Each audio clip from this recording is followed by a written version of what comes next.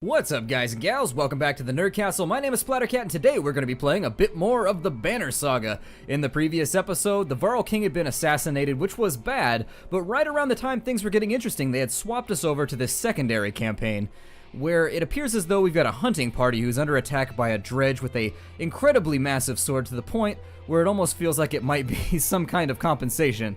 Click on a unit's portrait. Yeah, we can see abilities, whatever. He can do Mark Prey, which does 1 arm damage and all allies within range automatically attack the target. That's a really interesting ability because if you can get somebody surrounded and then fire that thing on out, I feel as though you could deal a lot of damage in a singular turn with it. Let's hang out for a minute. And we're gonna wait and see what he does. He stole our deer, which is no good. Never steal another man or woman's deer. I guess she could have shot it as well.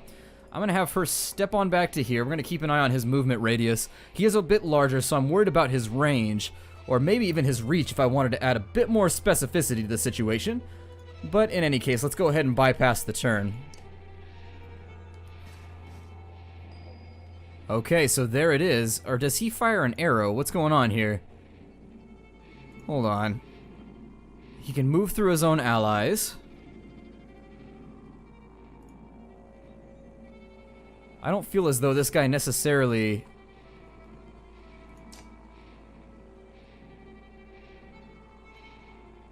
Well, that's a bit confusing.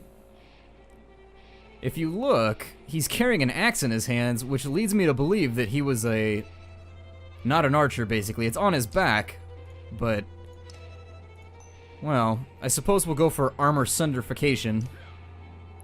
Oh yeah, he is using an axe. What's going on there? Well, whatever. Let's take a shot at him. What is her strength? 7, so we gotta continue sundering his armor. Let's get it on out of here. Okay, so his armor's now down to 5, which means everybody involved in this engagement should be able to damage him wholeheartedly now. I don't think I'm gonna go all out on him. I don't think we need to. It seems like this is one of those little tutorial battles that they just sort of line you up with. Let's go ahead and take our 4 shot at him.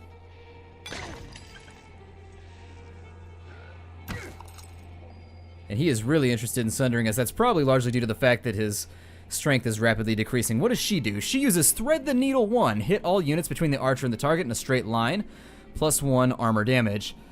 She also has Puncture as an ability, which is bonus damage to targets who have lost armor if the archer has not moved. Ah, so she can actually function as a sniper. So you want to set her up at a point and let somebody else kind of whittle down the damage or whittle down the armor on him, and then she'll kind of just focus in and deal all kinds of damage to him. A very cool combo we have going between these two. And so now that we've slain ourselves a dredge, I'm just gonna skip that combat dialogue from now on, but was that a dredge? Alette looks calm, but you can tell her heart is about to beat right out of her chest. It was. Let me see. Are you hurt? No, I'll be fine. When the dredge attacked your cart and the yaks bolted, it spilled most of your supplies. You can see more dark figures moving through trees when you glance in that direction. All that food. That's the last we're gonna get before winter. What do we do? Well, don't run. Let me think. Let's see if we can hurry back and gather them. I can see them in the trees. Are you sure about this? Nah, but we have to try. Let's be quick. Alette calms the yaks while you frantically toss supplies back into the cart. More dredge emerge, but you manage to get the cart moving again before they can close in. The colossal figures slowly recede into the distance. +15 supplies. Haha, I knew that was the way we were going to want to go. Now we've got all kinds of beer, and also piggy legs, and all of those crazy turkey leg things that Vikings eat, so we can get the food all down in our beard and save it for later in our flavor saver. Supplies represent food and other goods used to keep everyone alive on the road. When supplies are gone, people will start to die of starvation. The more people that are in your caravan, the faster supplies will diminish. You can see how many days of supplies you have left, obviously. Alright, whatever. What do we want to do now? Oh, we're moving towards Skogr. Alright then, let's be on our way. That caravan is much less threatening than the last one we were in. This one feels heartily exposed. It feels like it's willy to the wind right now, which is never a good feeling to be in. If you're willy to the wind, a little terrifying, also cold and unpleasant, but we made it to Skogr without incident.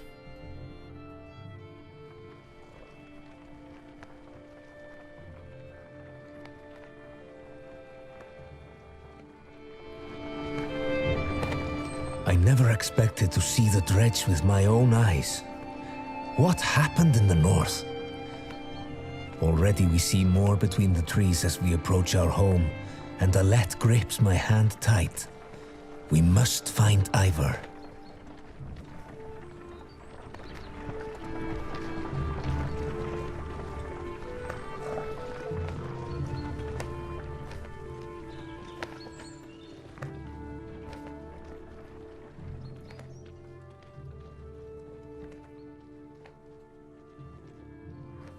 Is this Ivor's house?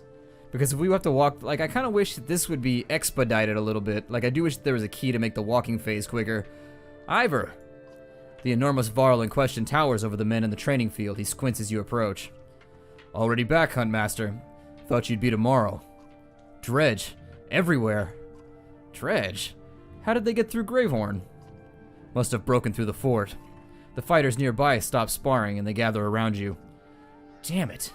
They'll be here soon if they're not ready. You hear screams from the outskirts. People are running towards the Great Hall. Ivor turns to one of the older boys in his group of fighters. Egil, take Alette to the Great Hall. Tell the chieftain what's happening. The rest of you gather up as many people as you can. Come on, Alette. No, wait, I want to help. Let them fight, Ivor. Why not invite some ghosts to join us too? You're asking for dead kids. I won't let anything happen to her. They'll have to deal with it sooner or later, Ivor. What now? Egil, keep your shield up. We just hold them off until everyone's inside, then we figure out what to do next. More shouts draw your attention to some houses atop a nearby hill.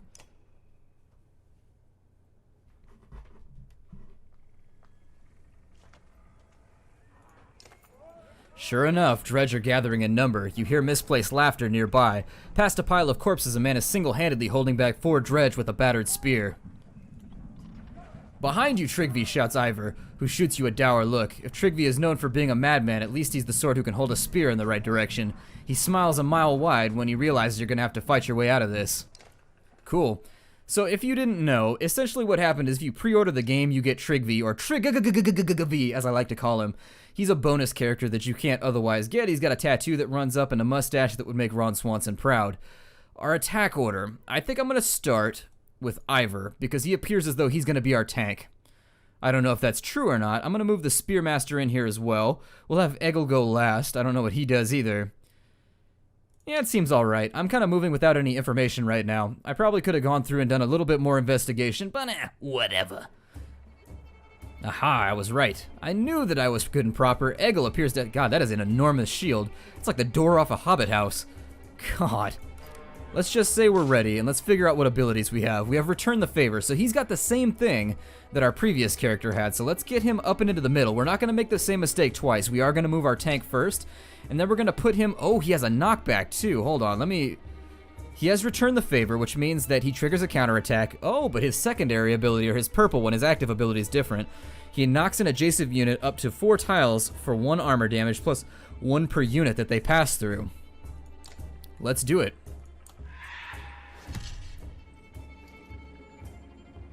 And so you want to have people lined up essentially in a single file line when you use that ability.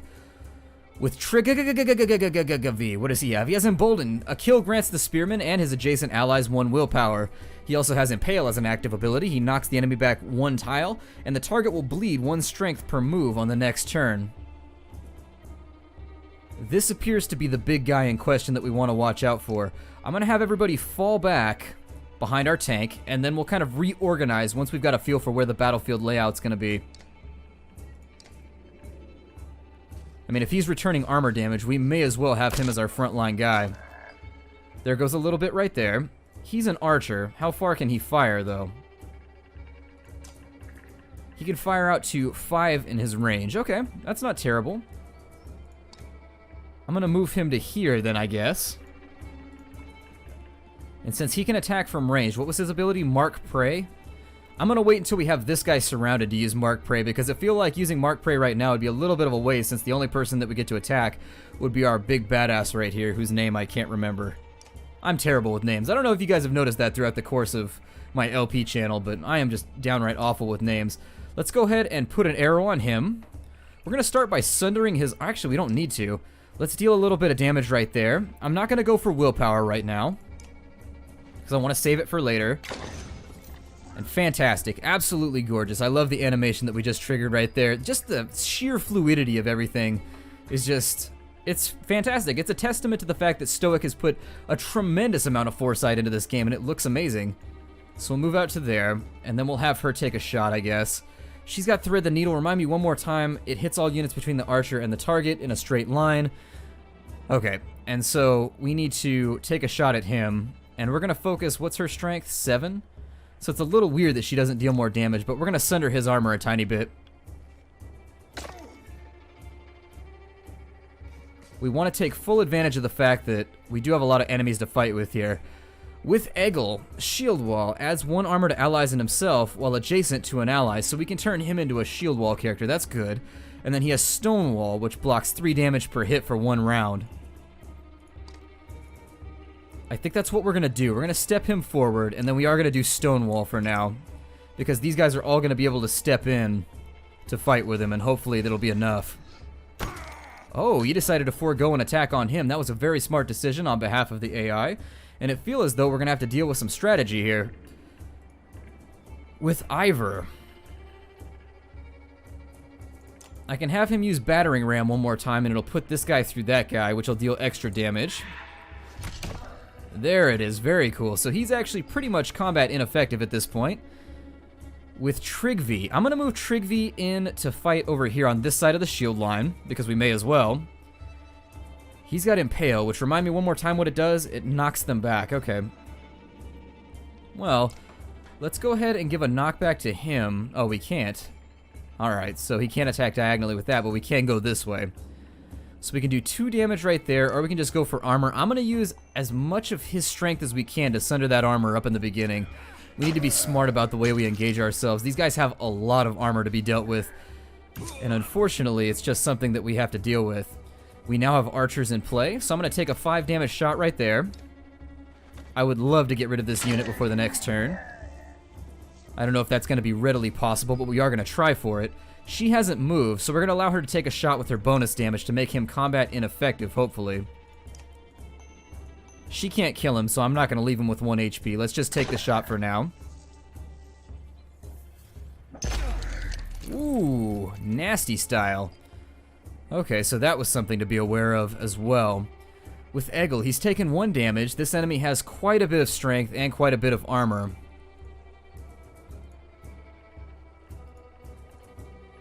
Let's think about... I'm just going to put him back into combat. We'll do what we have to do here. Let's attack. And since, I think it's their strength matchup, I think since his strength is either his strength is lower than the armor, I don't remember, I'll have to look it up in between episodes.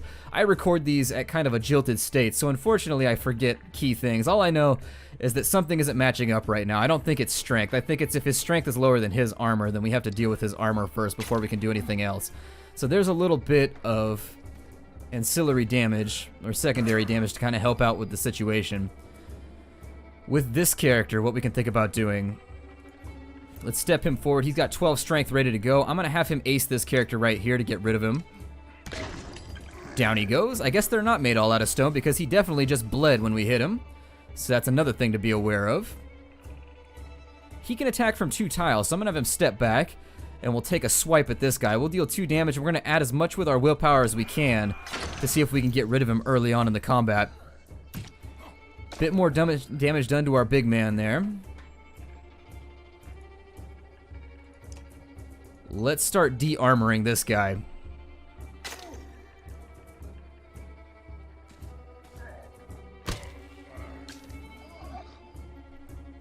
With our Lady Archer, I think we're going to spend our time... Ooh, 8 damage, God. Brutal. Well, since that's the only shot she can make with her current ability, we're going to allow her to take it. And that's going to be another enemy down.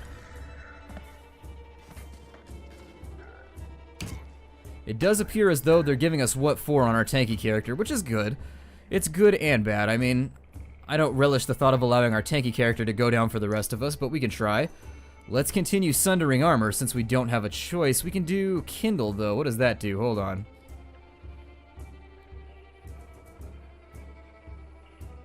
I don't think... The thing that I'm worried about is every time I stonewall, it seems like he changes targets. So let's just keep attacking, and I'm going to add my willpower to see if we can get his armor a bit lower before we go any further.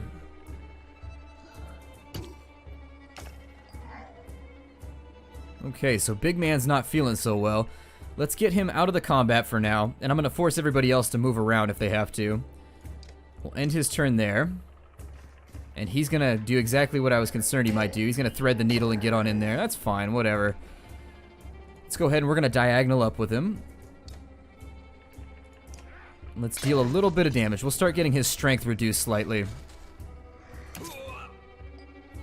I do think that the combat is a tad strange in that it's every other person. Like, there's no... The way the system works, it's not like you get a turn, and then the enemy has to wait the entire time to get their turn again. So basically the person with less units gets to act more frequently, which is kind of a strange situation and one that I've never seen in a strategy game before. It's not one that I'm so sure that I entirely agree with, but at the same time it's just something that we're going to have to come to terms with as we play through the game, whether we like it or not. Trigvi just took a little bit more damage. Let's continue firing on the big man over here with everything that we've got.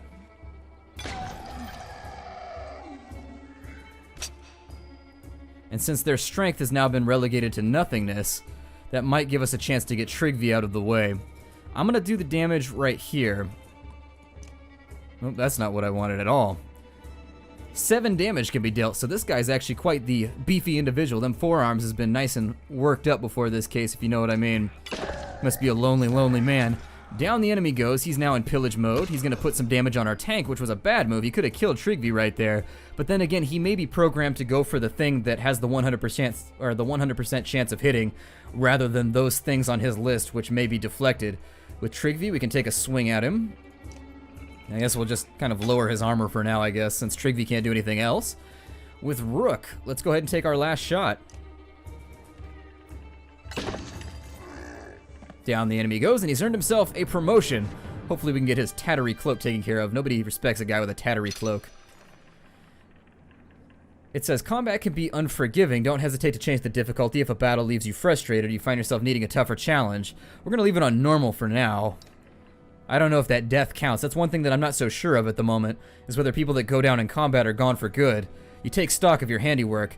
Think I'll stick with you, lad, says Trigvi, unless you've got some other ideas. Ivor grunts something non-committal. A black horde is forming at the tree line. Enough of this, says Ivor, glancing over his shoulder. We're going back. He then adds, Rook, I'm doing one more check of the houses around here. See if you can find anyone. Let's keep watch. As you turn to head back, Colossus appears around the side of the house. It silently looms over Alette, its face as expressionless as a stony mask, more terrifying than any roar it may have ever produced. Time seems to slow as it pulls back its enormous mace. What do we do now? Let's shoot it with an arrow. As though second nature, you knock an arrow. Alette is standing directly between you and the dredge, making the shot perilous at best. If you're off by a few inches... Nope, we're going to pull a Legolas right here. We're going to be a badass. Robin Hood style. Stop thinking, shoot the dredge. You let go. A second passes like an eternity. The arrow bounces off the dredge's face, inches away from what you think is an eye. It recoils, then turns upon Alette again. Ego rushes to her side. Ivor throws himself between them, catching the mace on his shield, and returns the favor, crushing the dredge's head with his shield point. When the dust settles, you can see that everyone is all right. Let's get out of here, says Ivor as he goes to check the last few houses nearby. Rook, see if you can find any more survivors and meet me in front of the hall. Well, then let's go. Let's meet up in front of the hall. You find anyone? A few. I sent them inside. Gods, this is bad. I'm out of practice, Rook. Look, as long as I've known you, you've always wormed your way out of talking about Dredge. This would be the time to start talking. I can tell you they rarely stop for a rest. The sooner we leave, the better. They'll follow us until we're tripping over tired women and children, and then they'll attack. Even after we've wiped them out, they'll keep coming, trampling corpses in their wake. There's no end to them. How did anyone survive the Great Wars? Ask the Menders, I wasn't there. But I know you fought your fair share. Yeah, I killed enough slag for one lifetime. That's why you're gonna save us now. Don't lay that on me. Come on, let's get inside.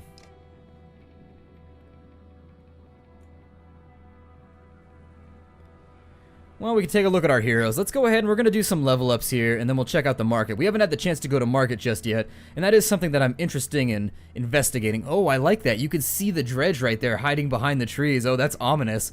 I have to give a definite thumbs up to Stoic's writing and also their art style right there, because that's something I hadn't noticed before. There's a little one. It's a little tiny baby one. Let's go to the hero's tent, or the longhouse, or the A-frame, or whatever you want to call it. One or more of your units is injured. Injured units can still fight, but have a penalty to their max strength equal to the number of days that they are wounded. They will heal as time passes.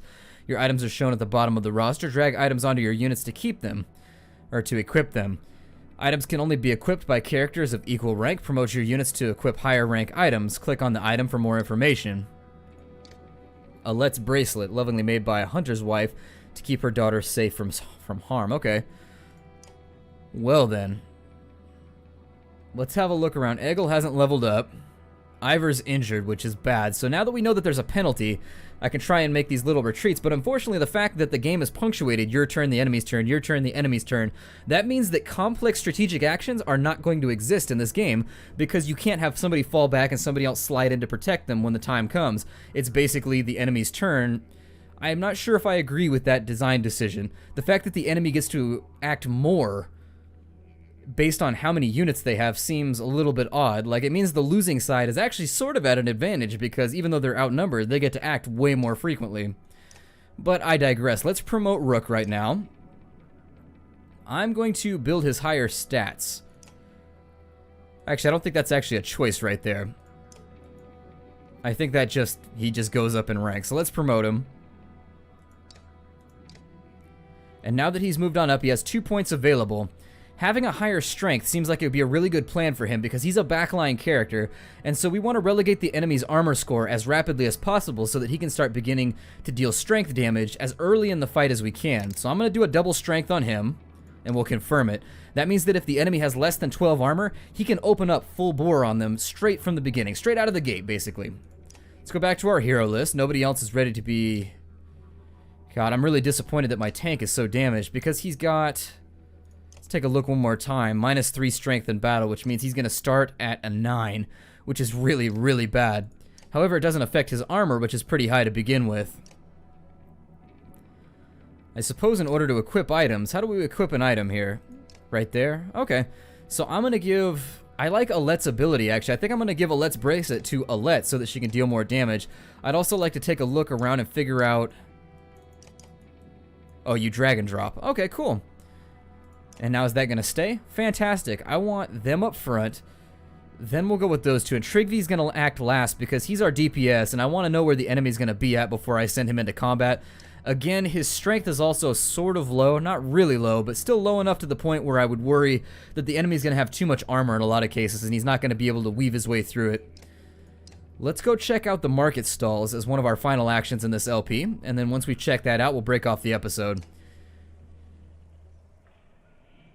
We've got a skula, I guess is how that might be pronounced, which is a ceremonial dagger commonly carried in a hidden place on the body, giving enemies second thought about getting too close. So it's the dagger that you tape down next to your wing so that nobody ever makes a grab for it for fear that they'll miss. Bloodshed coins, pewter coins pressed with ancient symbols of respect. That'll give you +1 will per kill. A leather flask, and that gives you will on rest. Okay. And then as for the rest of it, oh, we spend renown, interestingly enough. I don't know if I'm going to need supplies right now. It's a weird situation to be in. Let's back off that for a moment. I don't want to go to the Great Hall just yet because I feel like I'm going to get roped into a fight. This game has an odd save system. For example, if you take a look here, I'll hit the escape key. There's nowhere that I can save. So unfortunately, when you go into a combat, I don't really know. If you look at my load games right here, it appears as though it saves that the last time you're in town every single time. So I'm going to have to break off episodes in order to punctuate them properly whenever we're in town. So my name is Splattercat. Thank you for joining me here at the Nerd Castle for another episode of Stoic Studios' The Banner Saga. If you're interested in the game, look down below for the links to purchase it. I will see you guys in the next episode. Take care out there, everybody, and farewell and hi-do.